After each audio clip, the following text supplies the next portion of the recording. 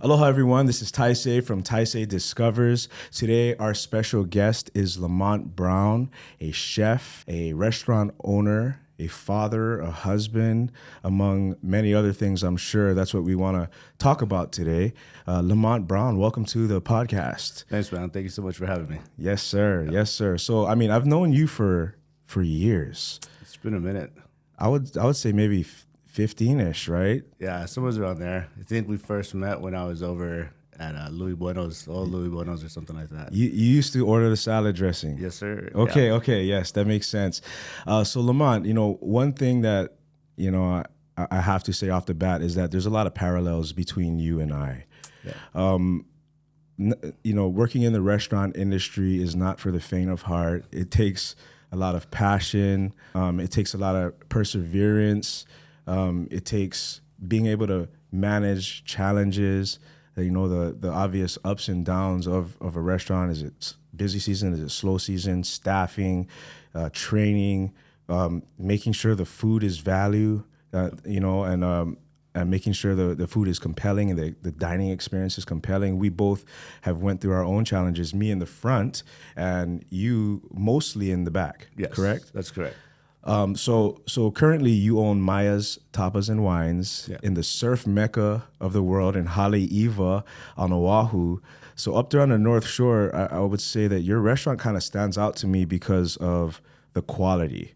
A lot of Mexican restaurants, a lot of sandwich places, pizza places, right? But then you have Maya's Tapas and Wines nestled in the Haleiwa Shopping Center, correct? Yes, sir. In a little corner, small square footage, but the reputation is larger than life. Can you explain a little bit about who Lamont is and how you came to owning Maya's Tapas and Wines? Okay, well, I was born and raised in El Paso, Texas, and just so happened I was in a not so good time of my life, and I ended up joining the Coast Guard to try to get out of all that, and I got stationed in Hilo right out of boot camp. And I was there for about 3 years and then got shipped over here to Oahu. Then I just decided, we weren't meant for each other, the Coast Guard and I. So I got lucky enough to meet a chef. His name was Ernesto, and he used to be the executive chef for Waihara. And I was working with him because he used to work with the military quite a bit. And I was just like, if I get out of this, can you find me a job cooking? This is what I want to do. He's like, yeah, sure. So, as soon as I got out, he found me a job. I had a job before I got out, actually. And I was working with Chef Yodan over at Tango. And then, life just kind of hit. I was, going through ups and downs and stuff like that. Met my wife, Amy. We got pregnant right away, which is, another blessing in my life. And I just had moved up at that point. There's a lot of backstory behind it. But I just moved up when my daughter was born to a certain point to where I knew that, it's expensive to live here. But family always comes first to me. So I had to figure out a way how to earn a living wage, but at the same time put my family first. And I knew that the only wage I could do that would be kind of like, working in a hotel or being a chef for a hotel or something like that, but I would never see my family. So it was just like I had to bite the bullet. And the only way I could do that and have the freedom is opening up my own place. And that's when I decided to open up Maya's. So, some would say that would almost even require more time. It does. It really does, but as you said, the beautiful thing about the restaurant industry is we're a different breed. Yeah, and it's a constant juggling act. But to me, the beautiful thing about it is that even though as an owner and as a chef, you're constantly thinking about it 24/7, but I wanted to get a restaurant that had to be close to home, and luckily we had moved to Haleiwa and the spot opened up in the marketplace. My daughter was going to Wailu Elementary at the time, and then my son came along as well.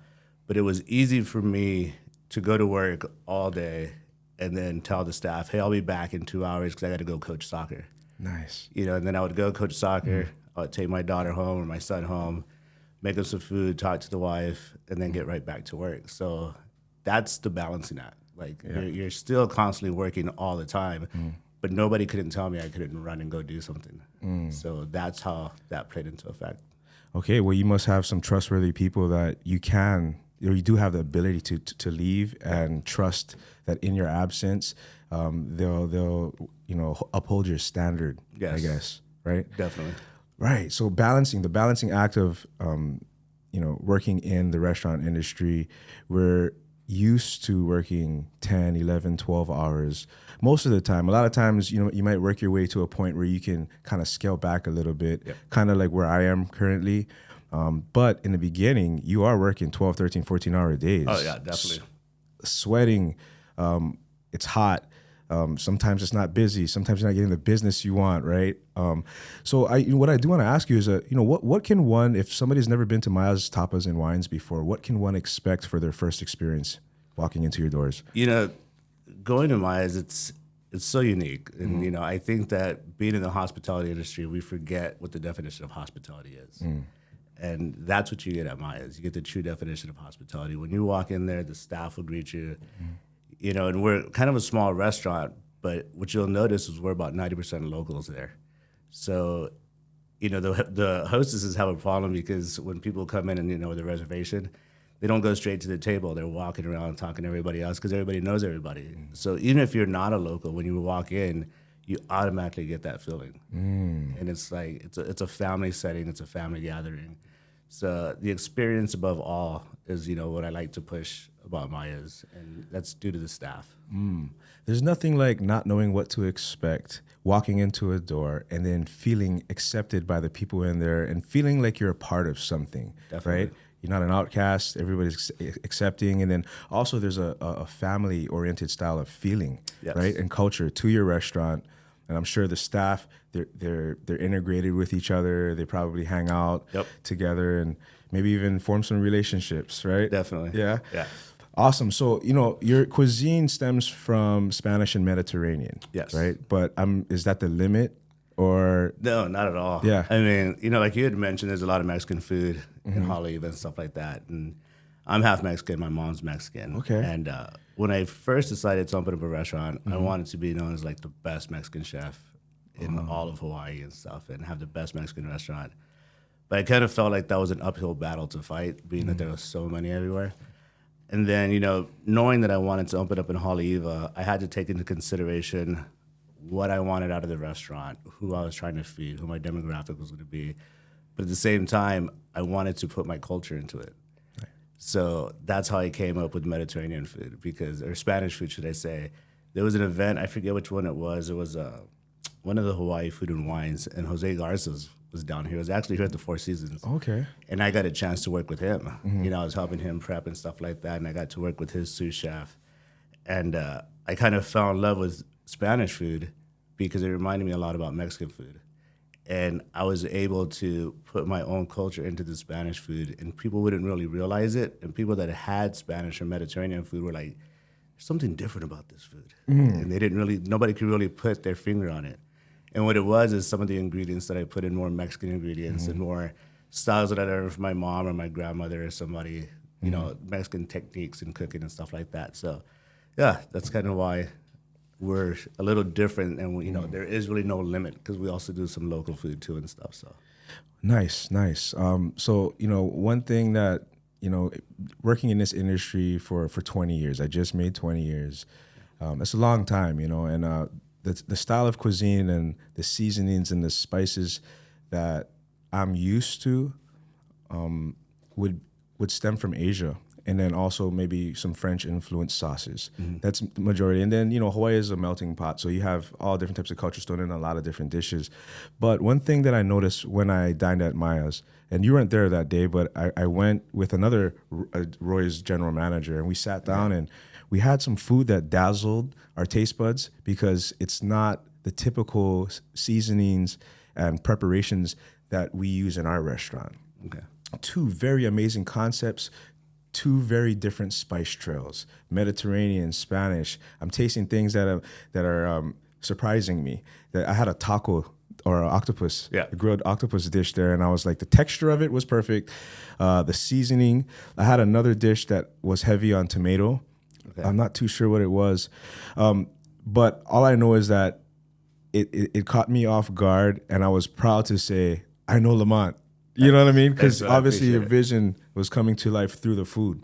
What I want to ask you is if you had to impress someone, what dish would you choose from your menu, and then what wine would you pair with it from your wine list? You know, people usually ask that question a lot, and it's kind of hard because you have to figure out who it is first. If you're going to impress somebody, you're not going to give them what you like. You have to give them what they like. So you need to sit with them and talk to them and get to see, get a feel of what they're into. And then from there, then I would decide which dish to give them. One of the dishes at Maya's that I love the most, and we sell quite a bit of it, is the patatas bravas. And it's a take on patatas bravas from Spain. However, I made it the way my mom used to make it for us when we were kids, which is basically just papas and chorizo.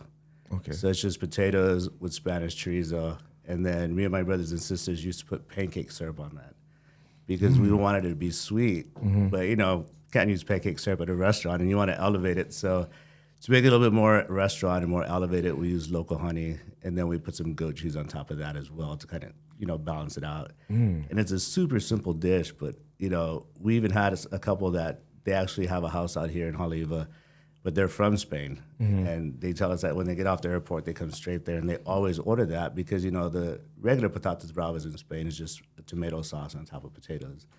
So this is completely different for them, and they love it. But, something like that, which is really simple, and I would just do that with a nice, what is it? It's a white wine that we have.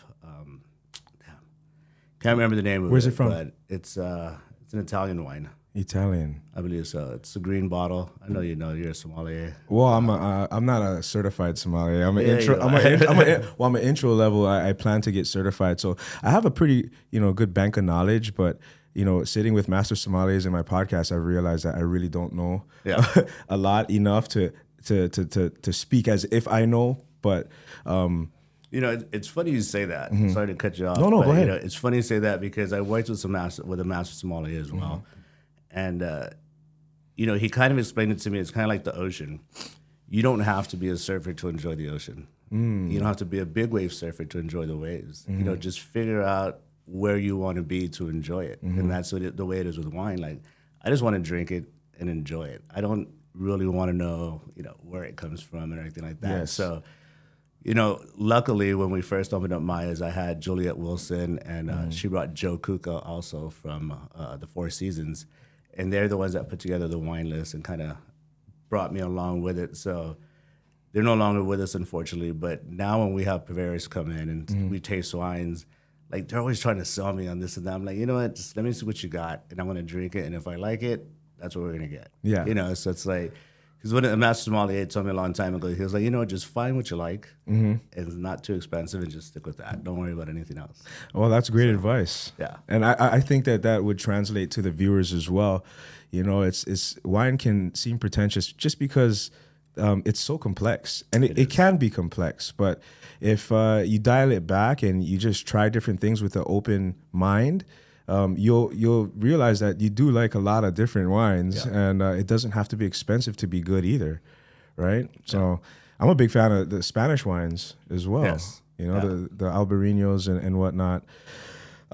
So, I kind of want to talk a little bit more about what it takes to run a restaurant. Say you're in need of wait staff or kitchen staff. What do you look for when it comes to hiring an individual and bringing them into your closely knit family? Well, that's just it. It's a family. I mean, I've passed up several front of the house managers and servers and really, really good chefs, and I passed them up because, like you said, it's a family. So to me, coming on board at Maya's, the most important thing is how you gel with everybody there. Because I'm not there all the time. They're there more than I am. So I want to make sure that my staff feels comfortable with whoever's coming in as well. And I don't want somebody coming in thinking they're better than everybody else and, all this other stuff. So the most important thing to me is how you gel with the existing staff and then what your take on hospitality is. Those are the two things that I look for. Nice. A lot of times when I hire, I definitely hire for personality and not necessarily experience. Yep. I need somebody that has a good attitude. Yes. Somebody that has a little fire in them and the willingness to adjust to our system. Exactly. Right? The humility. So, Lamont, I noticed that you said that you're Mexican. Yes. Right? But you're also African American? That's correct. Father African American? Yep. Or So was he present in your upbringing? He was. The craziest thing is I've been blessed because, well, blessed and unblessed. My father ended up passing away when I was about 5 years old. Sorry about that, 8 years old. Okay, sorry to hear that. But at the time, him and my mom were separated, and the man that she was with ended up becoming my father as well, who is also black. Okay. And, you know, it's like I went from one father to the other, but they were always present. They were always there. And they were both great men because I just lost my stepfather about a year ago as well. Really? I'm sorry to hear that as well. You know, it's life, you know, and, you know, the cool thing, if anything, I could say is cool about it, losing my dad at such a young age was that it taught me how to realize that, you know, life is going to hit you and it's going to hit you hard. And you can't let those hits hold you back. Like you still got to keep moving forward. And, you know, and it was tough, you know, being half black and half Mexican and growing up around the Mexican side of my family, not the black side, and then not having a father. But I also had a father there at the same time. So there was a lot of trying to figure out who I was and what I was doing and where I was going. But, you know, I think adversity to me is one of the most beautiful things because it kind of shows you who you are and it makes you who you are. So. Wow. Yeah. Pressure makes diamonds. And the timeline on that, you know, is different for everyone. It is. Right. So, you know, if you think about a couple of generations black, and I'm speaking specifically about our African American side, right? My family has history in sharecropping and slavery, right? Which is something that I don't think we talk a whole lot about here in Hawaii as black people, but it's important to not forget who your ancestors are and what they went through. And when you look at the ability that we have in our current society to be successful and to forge our own path, I feel like what you're doing right now, what I'm doing right now, definitely is making our ancestors proud. They were a lot less fortunate and went through a lot more challenges that we went through. Of course, there's some generational stuff and some residual from that, but it's not holding us back. Exactly. And I just want to give you props and your flowers for that, man, because you're showing the other brown kids, right? And it's not limited to just brown people, but the struggles that brown people and the oppressed have went through generations. It's important to see that in our current society, we can flourish and we can forge our own path. You know, what does it mean to you to be black? I mean, it means the world to me, man. You know, my mom, you know, being that my father passed away when I was 5 years old or 8 years old, you know, she tells those stories because his family lived in Lubbock, Texas, and we were in El Paso, Texas. So they used to drive up to Lubbock every once in a while. And my mom would tell us stories about when they passed through certain counties, he would have to get in the trunk of the car because he was black. And my mom's Mexican, but she's really fair, so she looks white, you know, if she's just driving by. So, she would tell us stories where he'd have to get in the trunk of the car, and then they would, you know, pass, and then he would get out, and then they would go through other black communities where she would have to get in the trunk of the car because they didn't like white people there, even though she wasn't white, you know. Wow. So these are the kind of stories that I grew up with, and I'm slowly telling my kids about it because my wife is white. Okay. You know what I mean? So my kids are, you know, they're white, Mexican, and black. So they need to figure it all out too, and they need to hear all the truth and all the stories. So my daughter's 14, my son's 11, so I'm now slowly, you know, interjecting all these stories that I was told to them so they could see what it's like to be black and know what it's like to be black. And, you know, and then going to my stepfather who just passed, he was from Minden, Louisiana. And, you know, we always hear that whole thing like, how come black people call black people the N-word and nobody else can? You know, I've always tried to refrain from that because my stepfather, being from Minden, Louisiana, and, you know, it's the South and stuff like that, he never used that word. And one day he sat me down and I asked him, you know, why have you never used it? He was like, well, because I would be doing my mom and my grandparents and my great-grandparents a disrespect because of what they had to go through. So I look at that now and I think about that and I don't use the word, and, you know, and that's what it is. It's not about it being a social thing or cool or anything like that. It's about, you know, paying homage to our ancestors and the respect because, you know, we are who we are because of them Yes. and what they went through. So I can't forget that, and that's kind of how I uphold it as well. Wow. I love that perspective. You know, being here in Hawaii is a little interesting. I grew up with my father. He was alive for the first half of my life. Actually, a little bit more than 3/4 of my life. My father was alive, and I wasn't really close with him. He left when I was 3, so I think that I grew up with a local mindset, surrounded by a Japanese ohana in Hawaii. And I was always on a quest to understand what it meant to be Black in Hawaii, you know. And I would ask older Black people for advice, and I'd get similar answers, you know. And it would come down to us being a minority, the struggles and whatnot. But you know, slavery and Africans coming to America in the way that they did is not the total story of Black people. Exactly. But that's what we're taught. Right? Yep. Because that was like a starting point. We went through struggles. We were enslaved and came over on ships. Spanish, everybody brought us over, and we went through a lot of struggles. And then now we're in a position where we have the opportunity to thrive. But the Black experience goes further back. Yes. And it goes back to the motherland. It goes back to successful Black people, successful Black sailors. I know that there are Black nautical, sailors that would, navigate the globe as well. For what I'm finding out, there's a lot of Black history that we're not necessarily taught in America. Yes. Correct? Yeah, and I think, it's for a reason. Yeah. But, what I'm telling my kids now is just know who you are, be true to yourself, and don't worry about all that. Mm-hmm. Like, there's no sense in holding on to the past. Mm-hmm. There's no sense in being bitter. Mm-hmm. It's like you are in control of you, and that's what you should focus on. My father that passed away, my biological father, his last name was actually McChristian, but he was raised by his grandmother, who her parents, if I get the story right, her parents were runaway slaves, and their slave name was Brown. And her name was Brown. Her last name was Brown. So because she raised him more so than his mother did, when he was old enough, he changed his last name to Brown.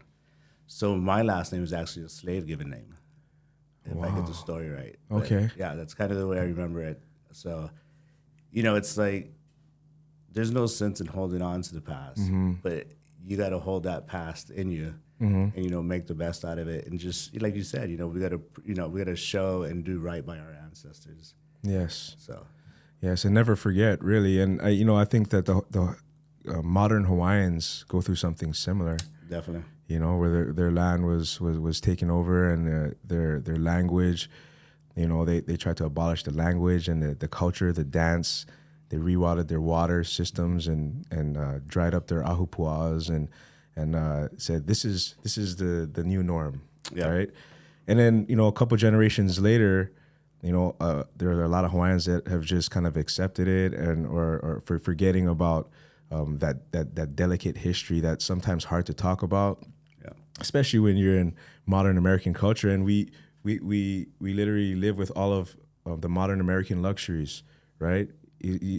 There's sometimes the argument of, well, if you're so Hawaiian, you like Hawaii, go back to Hawaii, ancient Hawaii, then why are you filling up gas and driving in Chevy, But the reality is that it's still an important subject to talk about, just like ancient African American history, just like Native American history. But look at where we are now, and how do we make our ancestors proud by thriving with respecting what happened. Yeah. Right? We can't change the past, but we could change the future. There you go. You know what I'm saying? So. And with 2 daughters, we both have 2 daughters. Yep. My brother has 2 daughters.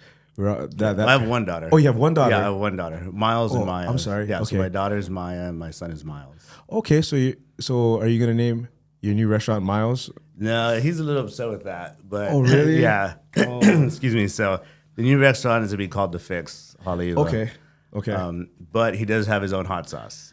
Okay. So before we signed the lease for The Fix, I'd already kind of felt bad that he didn't have anything. So, we're bottling our own hot sauce now, and it's called Miles High Hot Sauce. Okay. So The Nice. new restaurant is kind of, even though it doesn't have his name, it's all about him. There's some artwork on there.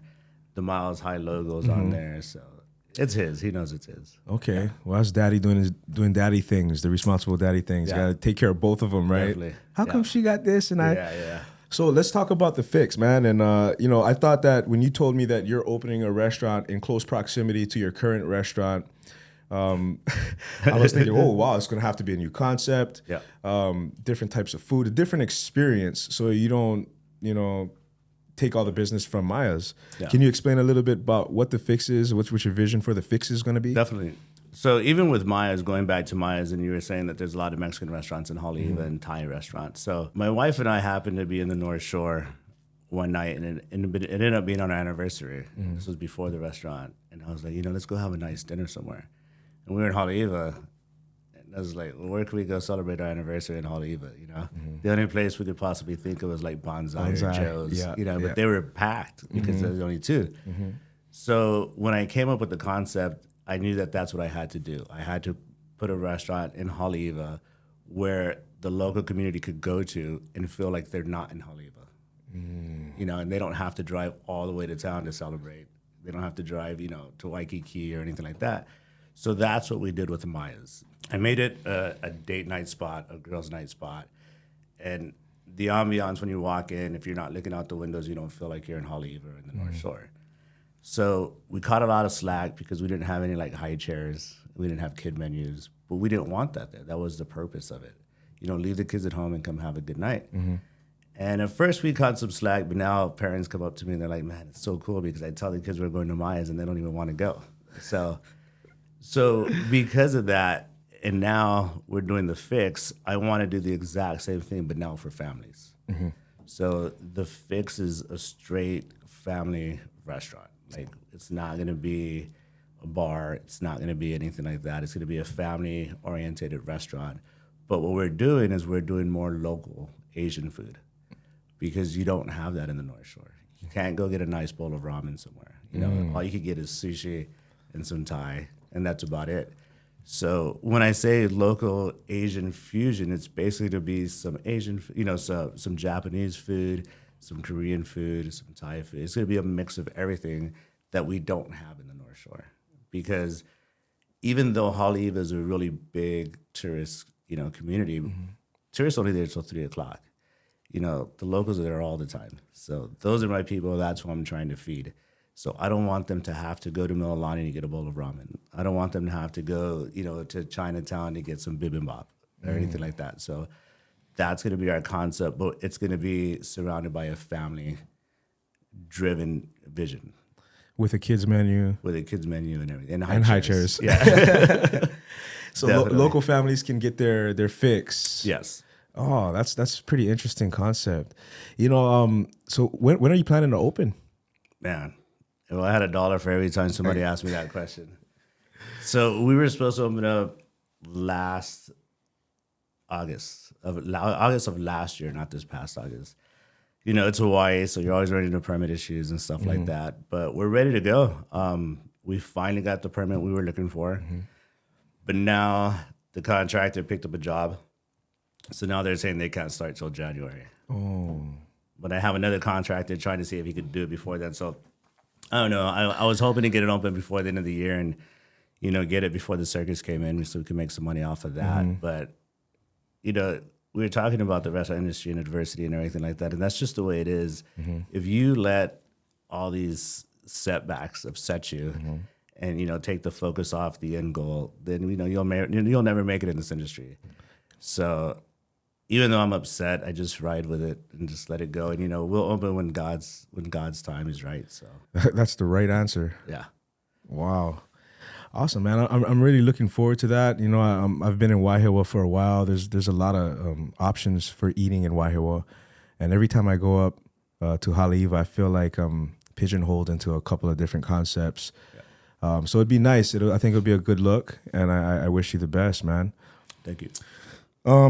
So I think maybe a little bit more on Lamont, if you could explain maybe one of the high points in your journey to owning 2 restaurants and maybe one of your lowest points.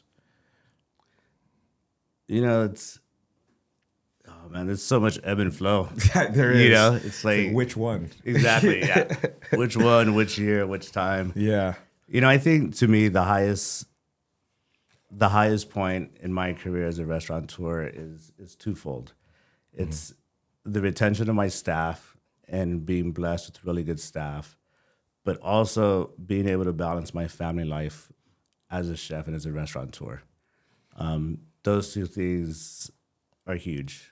I look at my staff as family, and my family's my family. So it's just like that's what's important to me, and I think that's the highest for me is being able to take care of the staff and take care of my family at the same time. I think my lowest point as a restaurateur is losing really good staff members. Yeah. Because anything else, when people talk about low points, it's like you have to be blessed that that's a low point for you. Because for some people, that's a high point. Yeah. So I really don't look at low points as low points. I just look at them as like learning points, and where to change so I don't have to do that again or get there again. Wow. So it's, yeah, man, I just feel 100% blessed, meeting my wife, having my daughter, having my son, being able to partake in this journey. Like having a journey, you can't consider any low points because you're given a beautiful journey. So I love it, man. So, you talk about your family quite a bit and your kids. I know your kids look up to daddy. Wow, daddy's a chef. Daddy's has a restaurant. Who does Lamont look up to? Oh man, there's, my sister, my brothers, my mom, but I'm always trying to look up to see who I am. So it's it's just like when somebody says, "What's your favorite food?" It's all time driven. What am I going to eat? What am I eating? I don't know. There's just so many people that I look up to. Okay. I can't just point any one or two people out because I kind of try to keep the people in my life that I look up to. So if you're in my life, I look up to you one way or another. Wow, I love it. One thing I didn't want to touch upon was your dynamic between your staff, maybe some of the challenges that you may have, maybe some of the successes that you may have. With that family dynamic, it does have its pros and cons. And like if there's different styles of managing, right? And I think that you and I have a very similar style, and we're almost linear with everyone. Like what I tell my staff is that, like, technically I'm your boss, but that's not our relationship. Yes. We're all here for the same reason, in serving guests and providing an amazing experience. Yep. I just have a lot more responsibility than you under this roof, but we're all equals. We're all humans working towards the same goal, right? And that has, there are its challenges with that as well when it comes to respect or how far they can bend the rules. But then there's also its pros when it comes to how honest they are with you and the communication. Absolutely. And then also the respect when it goes the other way, when it's like, I will go to battle with you side by side, right? What are some of the challenges that you may have with your current staff or also the new generation of employees? I think, like you said, the biggest challenge is trying to draw that line and having an invisible line. I tell my cooks in the back, like, my name's Lamont, it's not chef, and I know some chefs that you better not call them by their name, so I want to be linear with them. I want to let them know we're all equals because, they work just as hard as I do. And I basically tell them the only difference between you and I is I pay the bills. That's it. Other than that, we all have the same goal. We're all doing the same thing. And I guess the hardest part about that is because you care so much about the staff, sometimes you might get too involved in their lives. I'm constantly telling my staff, if your car breaks down, if you can't make rent, if you have boyfriend or girlfriend issues, whatever, like, let me know, because I'm not trying to butt into your life, but when you come to work, I want you here.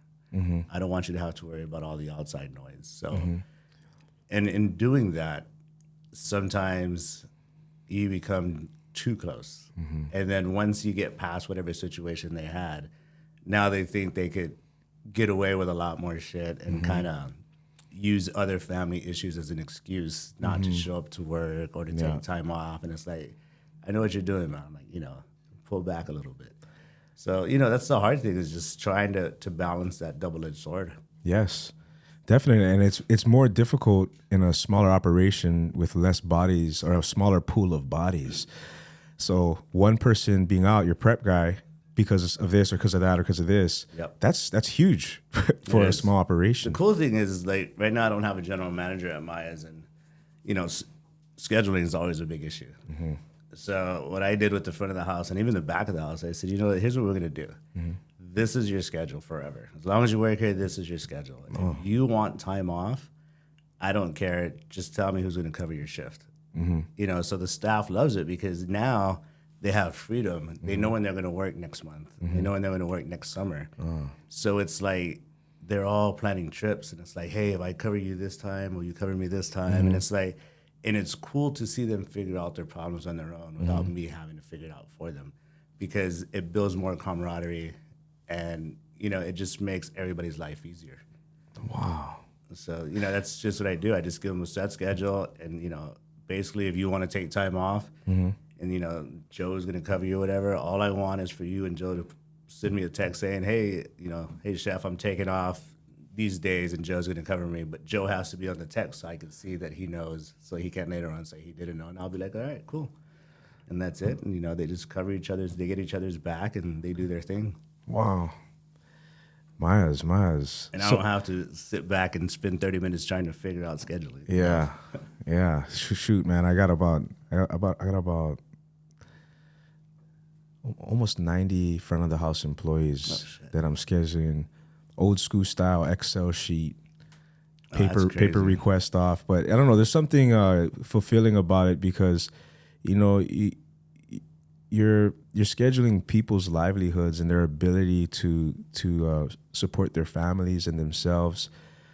So I feel like there's a lot of responsibility in it. And when I get done with a schedule every week, I feel real gratified. And it's also a part of the job that, nobody else really understands. Exactly. Right? Everybody look from the outside. Can't you just get the schedules out? It's like, well, there's a lot of intention that goes on in scheduling people's livelihoods. 100%. Yeah, man. So, where do you see yourself in 5 years? Or is that too far in advance? Well, we're going back to the whole ebb and flow about restaurant industry. When I signed the lease to the Fix, I said I had a 4-year plan. I was going to put 4 years into it. And, like I said, luckily Maya's is running itself right now. It's running itself right now through the staff, and they're doing great. So I was like, we've been open 7 years. I could do this over here in 4 years, and then I could just sit back and relax. Yeah. But here we are, 2 years after we were supposed to open. So, I just want to see myself blessed in 5 years.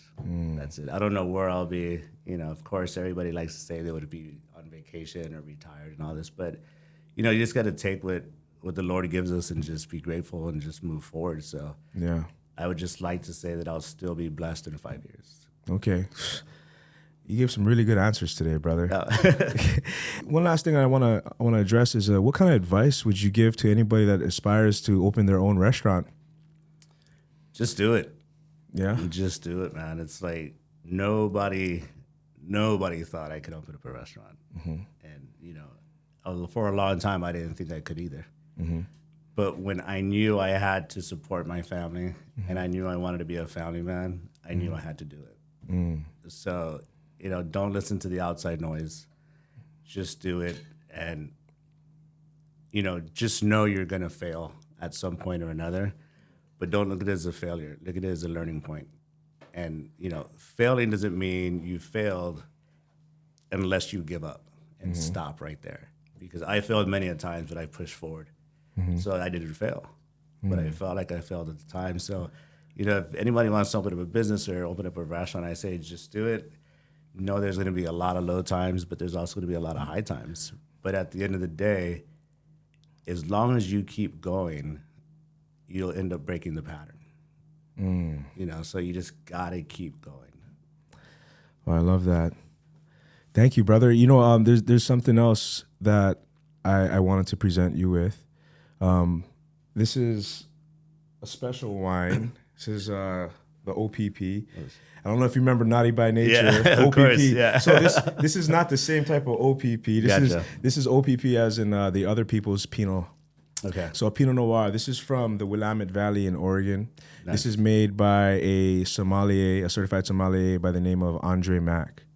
He's like I think the first African American sommelier to work at the French Laundry in Napa. So he's highly regarded in the wine world.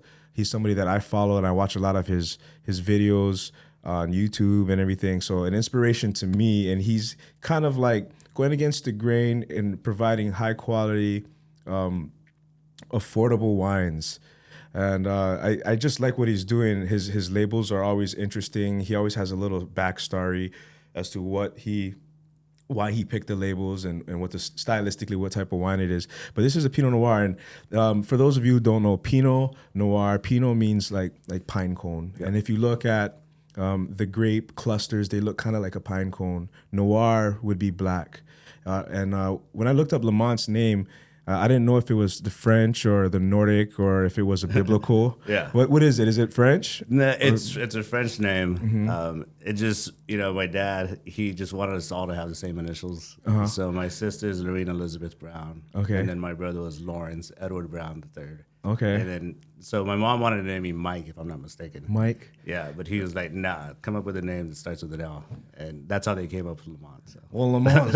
Lamont. Lamont. So I looked it up, and Lamont actually means of the hills. Yes. Yeah, so like of the hills, and a lot of wine is grown on rolling hills, kind of like this one here on hillside. So I thought that there were some parallels there, and this is a wine that I would use to describe you as a gift from me for being on Taisei Discovers and telling your wonderful story, man. Yeah.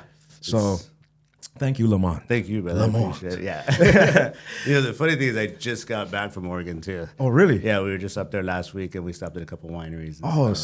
Sick, bro. Yeah, so that's awesome, man. Thank you very much. Wonderful place. Yeah, it was. Yeah. Another thing that I did want to mention is we do also do Maya's Music Under the Stars, and that's the last Sunday of every month, weather permitting, and it's out in front of the Fix at the North Shore Marketplace, which is 66250 Kamehameha Highway.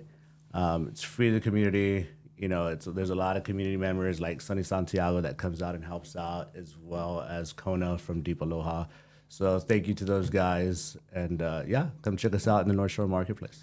And it's also really good for families because I've brought my daughters there a couple of times, and what's that band, the Tuesday one? Oh yeah, that was Mars on Tuesday. Mars on Tuesday. Those guys are awesome. Yes, they were, and I remember a bunch of young guys, very talented, do covers, but they also have their original stuff, and it's a great opportunity for you to sit down in a park without your kids on the phones or on their personal devices, and then just watch some talented live musicians. They set up on a truck bed, right? It's just a trailer, yeah. Trailer. Sonny Santiago, I met him when I moved into the neighborhood, and he's a contractor. Mm-hmm. And I asked him if he would just bring the truck bed out, and it's just a trailer, and he just brings it out. He sets it up every single time, and then Kona comes out and does the sound and everything, and then when he finds the bands for us, and it's as local as you could get and as country as you could get. Yeah, and it's free in a surf town during sunset. The energy is wonderful. Kids playing with soccer balls and volleyballs, and just families coming together in a way that I haven't seen in a long time. The funny thing about that is, talking about holding on to our culture and stuff like that. Mm-hmm. Being from El Paso, Texas, that's where I got it from. Mm-hmm. There's an amphitheater in El Paso, Texas, that holds this event, and it's called Music Under the Stars as well. Oh, okay. So, I'm in no rush to get back home. Mm-hmm. I'm here for a reason. However, I do whatever I can to bring home here because this is now my new home, so I want to make it as homey as possible. So, through food, through music, through culture, to the way you raise your children, your family values. Wow, that's awesome. Thank you so much. Got to keep trying, man. That's all we could do. Maya's Tapas and Wine. You can follow us on Facebook, Instagram. We don't do TikTok, but I'm not a social media guy. The Fix, the same. You can find us on Instagram and Facebook. Yes, sir. Yes, sir.